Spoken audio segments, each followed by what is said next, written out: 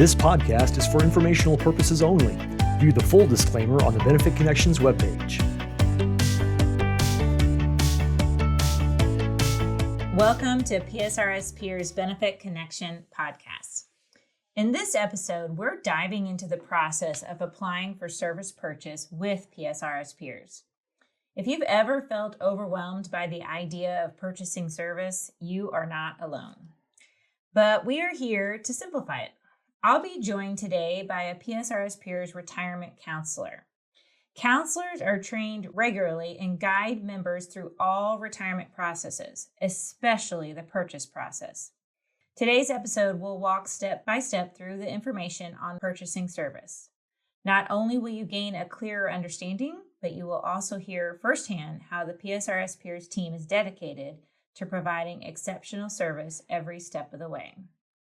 Today, we have Kris, a retirement counselor, joining us, and one of his main duties is helping our members understand retirement, especially guiding members often with our topic today, which is purchasing service. So glad to have you, Kris. Welcome aboard. Glad to be here, Susan. Thanks for having me. I hope our listeners are going to gain a ton of knowledge today from you, because I have lots of questions that I think lots of members always are inquiring about with purchase. So I'm going to dive right in.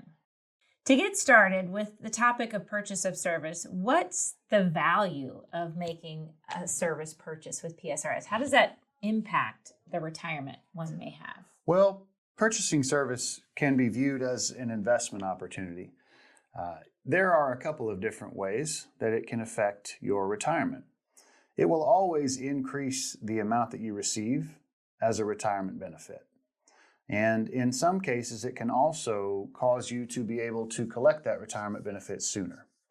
And all of that sounds great, but we do also have to compare that to the cost, because it is usually pretty expensive.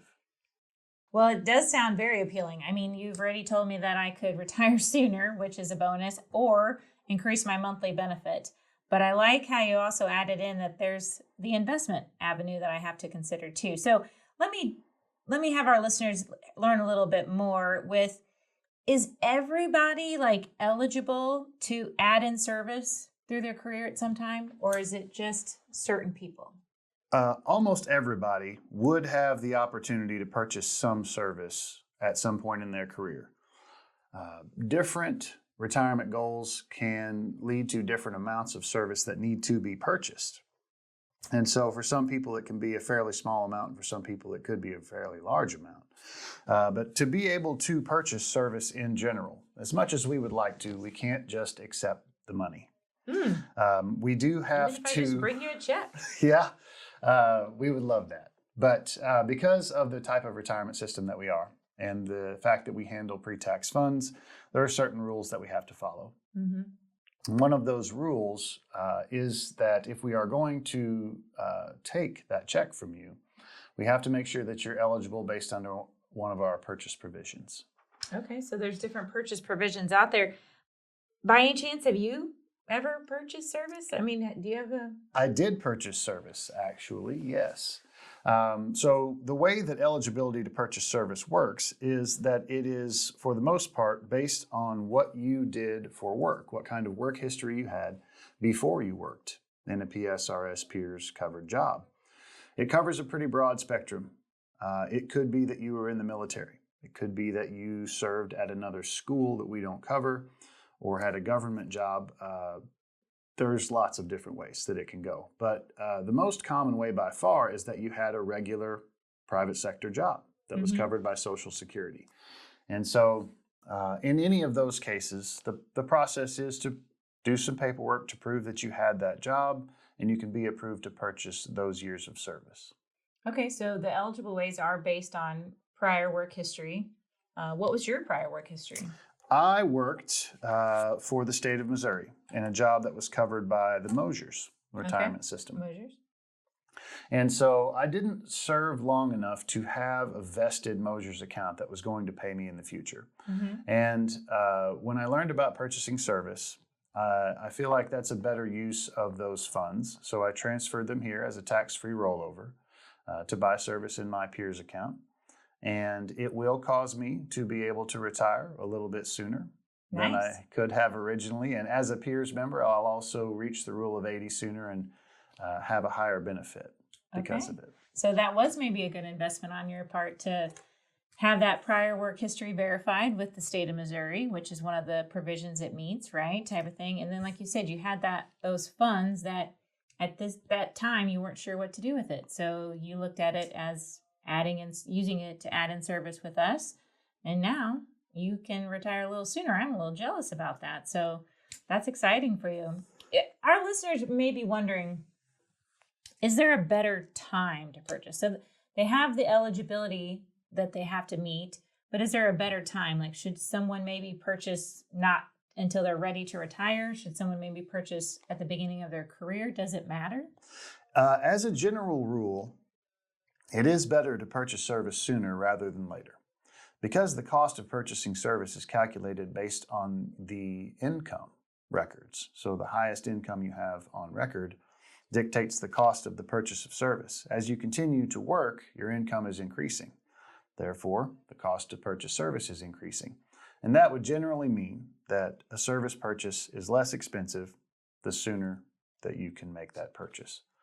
There are certain circumstances where that may not be the case, but as a general rule, earlier is better than later. So it's based on my salary in my career at a PSRS peers employer.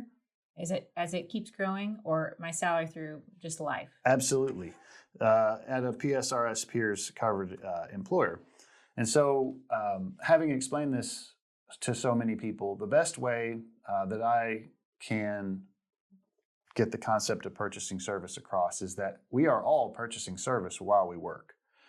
The contributions that come out of our paychecks every payroll cycle are the cost that we just paid to buy that much service. So we buy our service 2 weeks at a time or a month at a time. And as time goes passing by, those are our years of service that are on file. The benefit to doing that while we're working is that our employer matches our contributions. And so we get our service at half price while we're working. When we go to purchase service outright, there's no employer to pay that matching half. And so that is part of the reason why purchasing service is so expensive.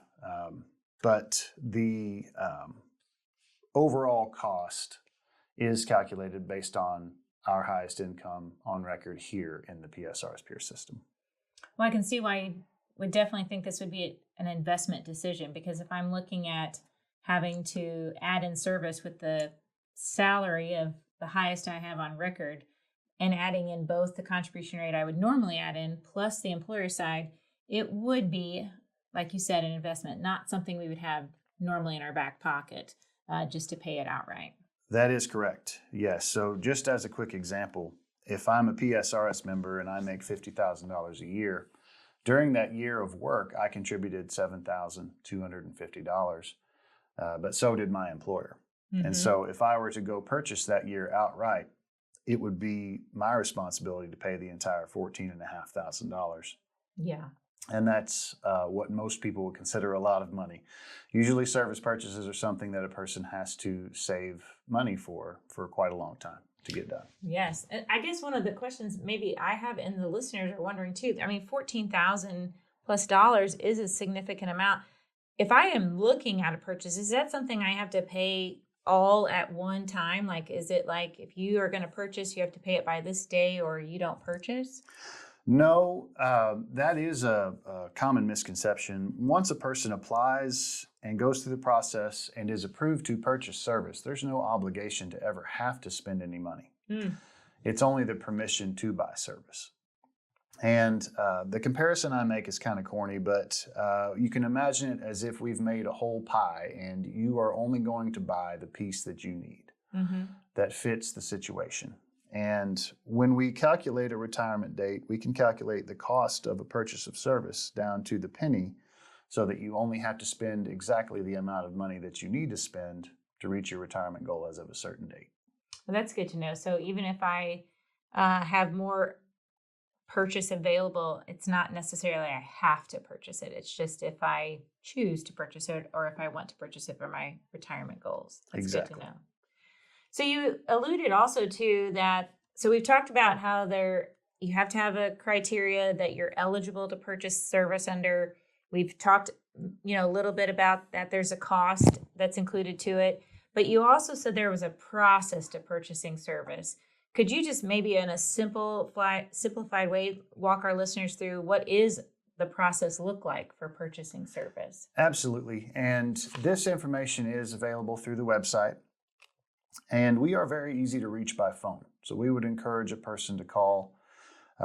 The process of applying to purchase service does involve some kind of verification for that employment that happened before the PSRS peers, covered employment. There is one type of purchase that all people who are within 5 years of retirement can be approved for that does not require any verification. Okay. And so if you are serving long enough, you will eventually be able to be approved to purchase some amount of service. In some way, right? In some way, correct. But if you call, we can talk through your work history. We can make sure that we get you the right purchase application, guide you through the process of filling it out and what's necessary. We can send you a benefit estimate to calculate, if I make this purchase, what kind of retirement will I have and what date will that happen? And so we are happy to help our members do that. That's awesome, because it's nice to be able to even talk it through first to find out if it's something you even want to do, right? Just to see how does it change my retirement plans? Like you said, with the benefit estimate, if it increases my benefit, allows me to retire sooner, and to know that I have to file an application. I'm sure PSRS Peers walks you through filing that application. We do, yes. And the first part of that conversation is an important one to figure out whether or not this makes sense, because there are certain circumstances where a person may not need to or want to purchase service. And so while it does work great for some people, it doesn't work great for others. Mm-hmm. So like all investment opportunities, there's the comparison of the cost to the benefit. Oh, I like that too, because I'm sure there's been colleagues that had a great experience with purchasing service and may tell everyone to purchase service, but like you're saying, it's unique. It may have been a great opportunity for one, and another, it maybe doesn't make quite as much sense, or the investment isn't as great of a return for them as it was maybe their colleague that they worked with. That is absolutely right.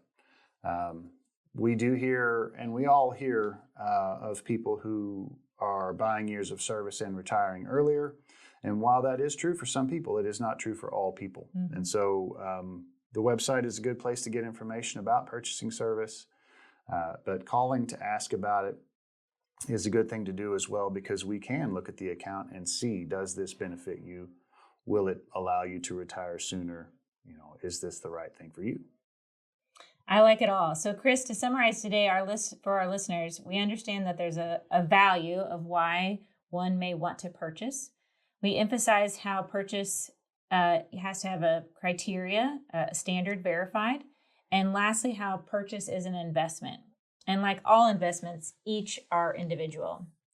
I appreciate your time and your help with informing our members a little bit more about the basics of purchase. I think you have given them great insight and information. I hope that our listeners join us for the second part of Purchase series, where we will look and take a deeper dive into a few of the more common types of purchases utilized by our members and the criteria for each and the financial impact that a purchase can make for those individuals. Thank you all for listening, and tune in next time to PSRS Benefit Connection Podcast.